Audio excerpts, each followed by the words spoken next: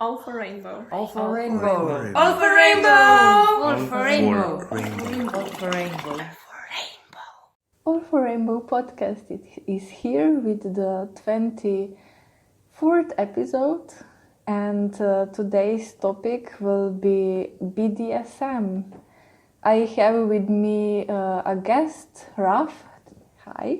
Hi. And we can start with the questions. So when I was a bit looking up online, I got a lot of stigma and misconceptions around BDSM. What are your thoughts about this? Like what BDSM really is?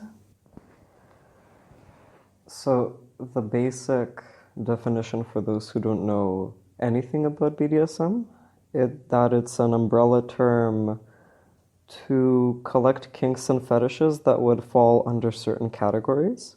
So for example, B and D are bondage and discipline, D and S are dominance and submission, and then S and M are sadism and masochism.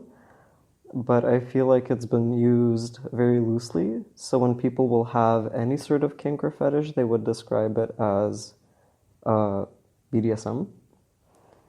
And as for the stigma, I think that's a really natural thing that happens actually because the fear of the unknown, I think, is the biggest and the most common and normal fears for human beings.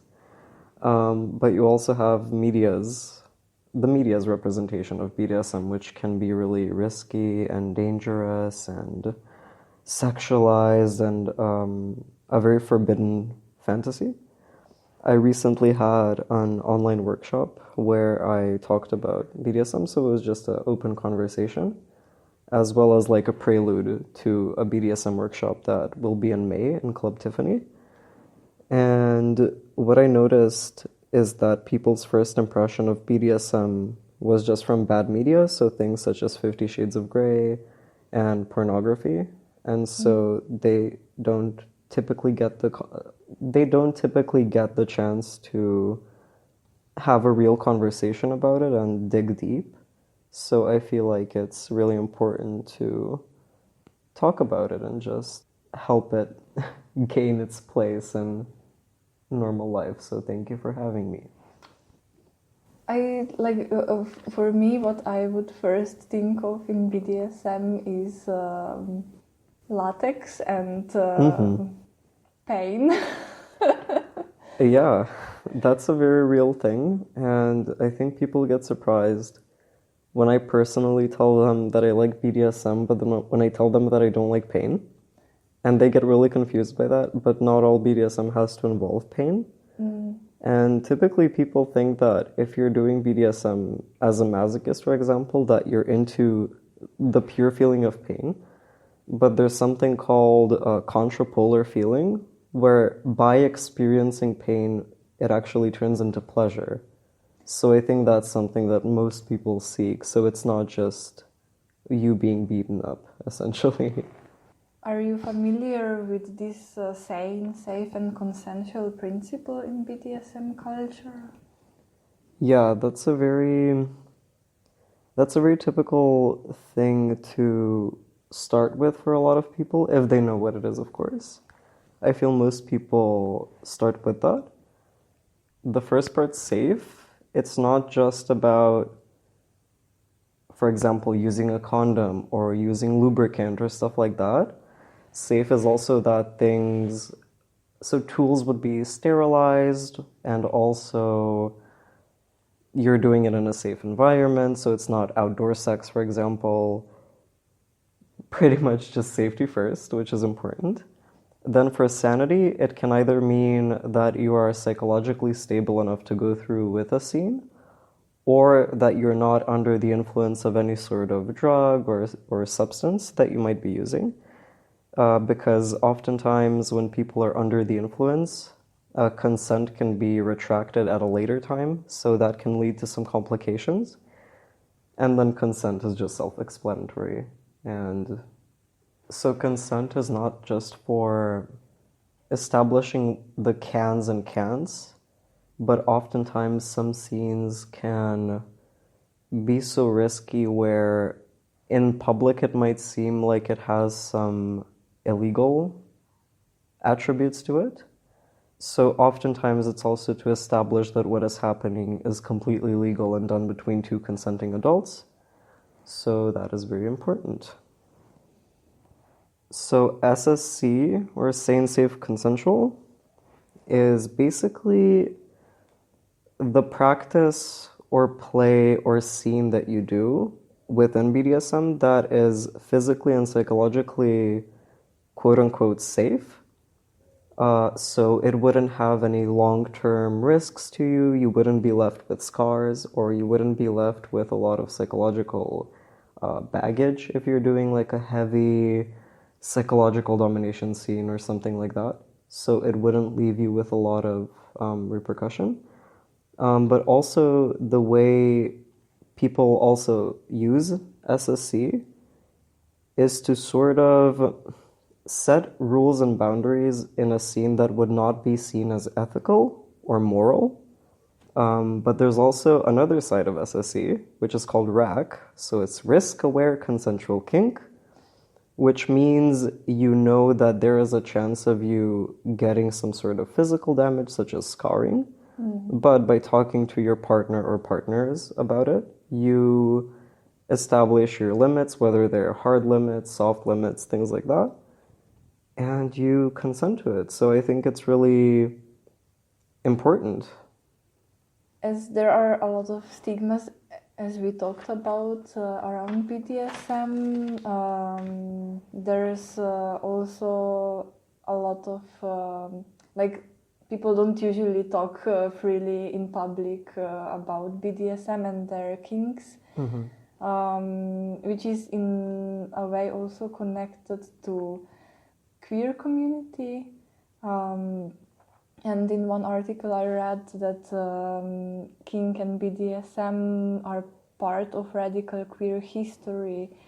What do you think it makes it radical, and how it connects with the queerness?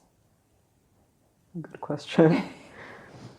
So firstly, I'd like to say that I am in no way, shape, or form a BDSM historian. I'm not as enlightened on the history as I should be, and most of my experience doesn't come from literature or books. It's more of a hands-on experience that I've had throughout my life. I think being kinky is radical by itself, the same way being queer is radical, because in a society where even the discussion on sex itself is taboo, much less like sexuality, accepting these desires that seem to others as perverse or dangerous or weird or sick is just an act of self-acceptance. And for me, that's absolutely radical. It's the same story between kink and queerness. You have to accept both. You need to be aware that you are going to be discriminated, that you will be an outcast, essentially. It's all about non-traditionality and essentially just ruining heteronormativity. As a queer, kinky person, you need to go through so much to be visible, and you need to fight for that visibility where heteronormative couples would not have to do that. They can go on dates and they can order pasta and do the dog kissing scene with the spaghetti and things like that, and that's not seen as weird, but then certain things can be really scary, and then it gets into this thing about, but kids will see this, stuff like that. Like, I doubt kids want to see any couple making out, whether they're straight or gay. Like, they will turn their eyes away anyway. Historically, though, it has been radical on many points, on many occasions. For example, in the fight for AIDS, some of the lead fighters for the campaign that were touching people with AIDS in a time where they thought that it was touch transmittable, some of the people that were donating to the hospitals and helping people with AIDS be visible were the Leathermen and the Leather Dykes. And so they have their place in queer history, of course. And also,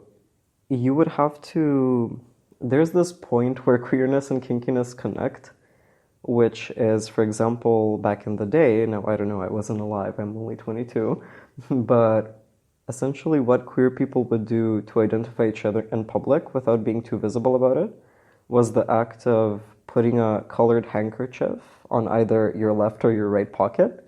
And so that would signify perhaps either that you're just queer, or it would signify something that you're into, something you're seeking, and then you could recognize each other in that way.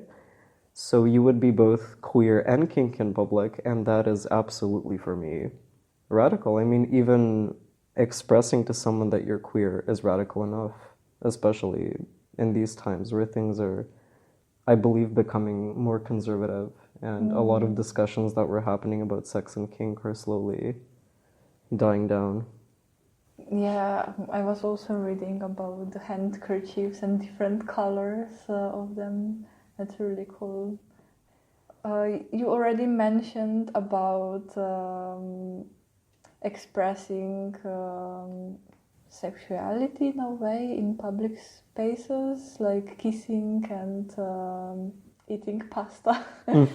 Why would you say some public expressions, like making out in the park, are seen as normal or accepted by society, and others, like wearing latex, are seen as dangerous? It ties in with a lot of things that I've mentioned. Again, like the one perpetrator that I will often go to in this case is media. I think personally as a child, I wasn't watching cartoons that had dominas or stuff like that. I was watching Disney movies where the prince and the princess kiss and then they live forever after and they hold hands and they're really cutesy and sweet and they're straight and they're white and all of that.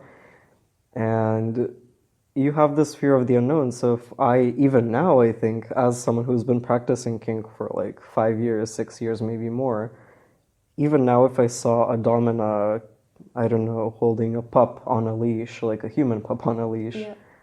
I would also be a bit freaked out. I would be like, oh my God, what is that? Oh my God. I would, of course, be scared because this is not a part of our normal life. And I'm not sure, again, we do live in a very heteronormative society, and you're taught what is acceptable in schools, you're taught what is acceptable even as a kindergartner. I mean, in my kindergarten personally, it was always that when we were walking somewhere outside, and we would have to go in groups, so boys would hold girls' hands, and that's how we would walk, 2 by 2 by 2, very normal, very structured. If anyone deviated, it was seen as funny. For example, if there was one extra boy and he would have to hold hands with a boy, even at the age of like 4 or 5, when you still don't even know that you exist, you know that that's wrong and you get laughed at and you think it's funny that you're holding a boy's hand, or you feel embarrassed or ashamed, and that's weird because there's no one there to tell you that that's not shameful. Even your teachers can get into it, like they can also laugh. And so to even think about kink, I mean, becoming normal, I think that would be I think there's a long road to go. But the interesting thing is how many hetero cis straight couples do have power dynamics in their relationships, but they don't necessarily call it BDSM. The most typical example I would see is just dominant men looking for submissive women, and then they have a power dynamic, and it's not exactly consensual most of the times, and it's very structured in a very gross way. And I think a lot of women have an issue with being perceived as submissive automatically and having these dominant men seek them out and all of that. How come it's normal for them when it's not even consensual for them? When they didn't even agree to this power dynamic. They've probably never discussed it. They probably just think it's normal. But then when someone consciously chooses, I want to be dominant or submissive, then it's a problem. So I think the straights need to sit down and think about their own interpersonal relationships before trying to judge others. I remember this book that was made into a movie, 50 Shades of Grey, how this was a really boom for everyone. And Yeah, I think like media in general is making sex and relationships already so heteronormative and also amatonormative that it's really difficult. Also, I was thinking about porn, that people who watch porn get their ideas from there, and then it's like no surprise when in a straight couple this man is dominant and expects that the woman will be submissive. Yeah, that's a big problem because in pornography, first of all, one major thing, and I would like anyone who's listening to this to think about it. Have you ever seen porn where they show consent, or when they show lube, or when they show the putting on the condom in a non-sexual way, by the way, not like she's using her mouth or something like that, but actually, they don't show that in porn. Porn itself is very flawed, and one of the reasons that I want to talk about BDSM openly, because me as a young person who got into watching BDSM porn, I wasn't seeing negotiation and consent and safety and sterilization and all of that important stuff. And so I would practice it and then wonder, oh wow, I'm suddenly itching all over. Oh wow, this is painful. I'm bleeding. My wound is infected. And a lot of young people have access to pornography, so it's a risky road to go down. I mean, sex itself can be risky if you're getting your ideas from porn, which is why sex education is so important, but society will not let us have that. So yeah, there's a big discussion to be made about porn and ethics and kink, and the podcast would go on forever if I started. Yeah. Maybe back to intersection between BDSM and queerness. Like there is a huge, or I don't know if it's huge, but there is a debate online whether BDSM should belong or does belong on pride parades. What are your thoughts about expressing it in pride parades? This is a big and controversial question, and of course I believe in free speech, so I believe that people should have their opinions on whatever it is. The simple answer is yes, you should be able to express it. The thing is, the concerns that people have about pride doesn't always limit itself to kink. It's a lot about, well, minors are allowed to be on the pride. They're gonna see sex, they're gonna see kink. I've been to quite a few prides in my life. I have never seen sex. I've seen expressions of sexuality, which is, one of the points of pride is to be visible about your sexuality, but I've never seen straight-on sex. And it's also this thing about, well, I didn't consent to see that. I didn't consent to see a leather man. I didn't consent to see people making out. I'm like, it's a public event. How would you approach this? First of all, how would you approach consent in public settings? Secondly, how would you determine in a public, often open space event, who the minors are? Would you ID them? And then would you ban, for example, kinksters from Pride? And then how do you judge who is kinky or not? Like, someone can be wearing a choker as a fashion statement. Would you ban them for Pride? It's the same thing as people being like, we don't want straight people at Pride, we don't want straight couples in Pride. I'm like, what? They could be bi, but in a hetero-presenting couple. One of them could be trans, one of them could be intersex. Like, you can't control how a public event will go anyway. And to start banning one group, you'll get into banning another group, and then maybe Pride won't be there at all. And secondly, like, even if you're a kinkster at Pride, you're there because you're queer first. You're proud of your sexuality or your gender first. I don't think that any, like, cis straight person would, like, go to a Pride simply because they're kinky. Like, at least I haven't met a person like that. If I did, they would definitely get a scolding from me. But it's just I understand the concerns that people have, but you simply can't control this. And the thing is, like, historically, as I mentioned, because of Leathermans, because of Leatherdyke, because of kinky people, prides can exist. If you go back and, like, as harsh as it sounds, read a book, which I don't claim to have done a lot of, even especially in BDSM stuff, but, like, you simply, if you're queer or connected to queerness in the sense of, I don't know, you have a queer child that you want to support, or you have queer friends that you want to support, anything, if you have any connection to queerness, you're welcome to Pride, of course. And this also ties in to this lack of sexual education, because I believe people will always mistake sex for sexuality. And just because I'm talking about sexuality doesn't mean that I'm having sex with you as a listener. Like, we're simply talking about it. It's a point I'm making. And so you really have to be... I just believe that people need to educate themselves on this point, honestly. But yeah, they absolutely should be allowed at Pride. Yeah, maybe at this point, for everyone who would be interested in learning more, do you suggest any websites or podcasts where you can, where they give more information about all the terms that goes into the BDSM umbrella? Again, personally, I don't have much experience when it comes to literature, although I'm sure with a simple Google search you can find a lot of things, especially. But make sure you're looking at secure sites. I don't have them at the moment, but perhaps I will think about them and give them back to you.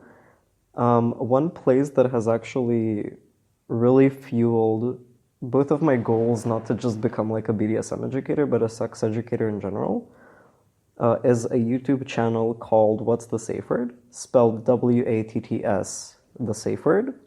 And they're basically a polyamorous BDSM couple who explain really simple terms, get into fetishes, get into kinks. They also do some really fun videos. They do a lot of nerdy videos as well for people who are kinky nerds. They're super educational, super fun. They have a very open-minded approach to these things, yet still keeping it educational enough. So I would highly recommend them to anyone, because they do have content that spans from really beginner stuff to really like theory and thinking about things and dissecting certain topics. So I think you can find pretty much everything there. And during May, keep up with Legebitra's Instagram page at DIC Legebitra to see when my BDSM workshop is going to be in Club Tiffany. Yeah, nice. Yeah, I think at this point we can end with that all non-normative relationships and things are valid. Super valid. Yeah. See you on the next All for Rainbow episode, and thank you for being with us. Thank you. All for rainbow. All for rainbow. All for rainbow. All for rainbow. All for rainbow. All for rainbow.